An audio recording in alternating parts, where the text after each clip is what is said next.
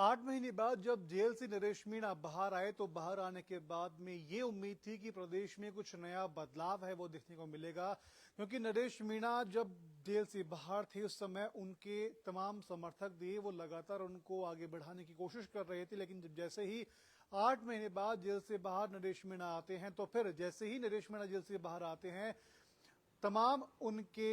जो समर्थक थे उन्होंने गर्मजोशी के साथ में उनका स्वागत किया और उसके कुछ दिन बाद में वो खाटू श्याम जी के गए। वहां से आने के बाद में उसके बाद प्रदेश की राजनीति में जो बड़ा भूचाल वो लेकर के आए वो काफी ज्यादा देखने वाला था। लगभग 1 से 2 दिन में उन्होंने तमाम मीडिया चैनल्स को इंटरव्यूज दिए और उस इंटरव्यूज में कई बड़े खुलासे थे वो किए थे। हमारे पंजाब केसरी के ऊपर भी नरेश मीणा ने एक इंटरव्यू हमारा हुआ था जहां पर उन्होंने किरोड़ी लाल मीणा है, तमाम सरकार के नुमाइंदे और कई लोगों पर बड़े आरोप थे वो लगाए थे। अब अभी सोचिए, उसके बाद उन्होंने प्रमोद जैन भाई जो पूर्व सरकार में मंत्री थे उन पर भी आरोप लगाए थे और जेल भेजने की बात है वो कही थी, करप्शन के आरोप उन्होंने लगाए थे। हालांकि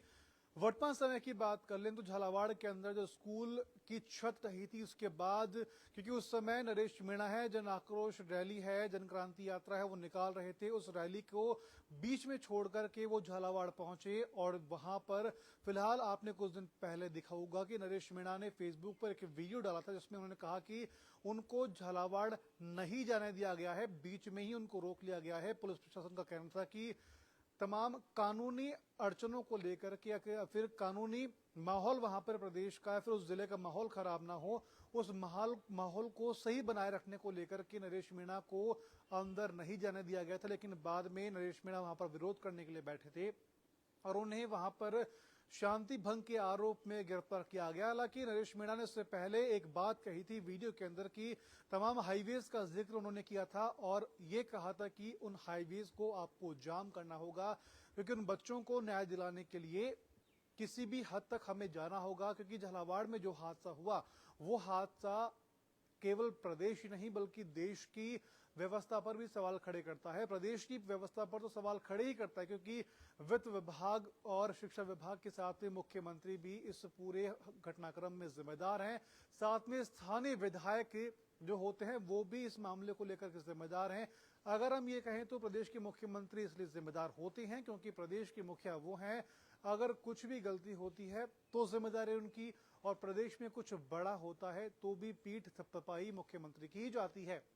अब आप ये सोचिए कि हालांकि उस समय घटनाक्रम के सामने आने के बाद में खुद शिक्षा मंत्री मदन दिलावर है वो अपना दौरा छोड़कर के झालावाड़ पहुंचे और वहां पर काम को देखा, अधिकारियों को वहां पर निर्देश भी दिए। लेकिन सबसे बड़ी बात आप ये देखिए कि जो कार्रवाई बड़े अधिकारियों पर करनी चाहिए थी वो कार्रवाई है वहां पर नहीं की गई। हालांकि तमाम जानकारी पर हम बात कर रहे हैं तो इस वक्त हम बात कर ले कि नरेश मीणा को कल शांति भंग के आरोप में गिरफ्तार किया गया था, तो रात को एसडीएम कार्यालय में बात करने के बाद जमानत दे दी गई थी। लेकिन बाद में फिर से पुलिस ने नरेश मीणा को डिटेन किया और उन्हें फिर से गिरफ्तार है वो कर लिया है। फाइनली उसको लेकर के अपडेट है वो आ चुकी है, क्योंकि झालावाड़ में राजकार्य में बाधा दर्ज करवाने को लेकर के नरेश के ऊपर एफआईआर है जो झालावाड़ के मेडिकल कॉलेज के डीन है उनकी ओर से की गई थी। और उन्होंने जब एफआईआर करवाई उसके बाद में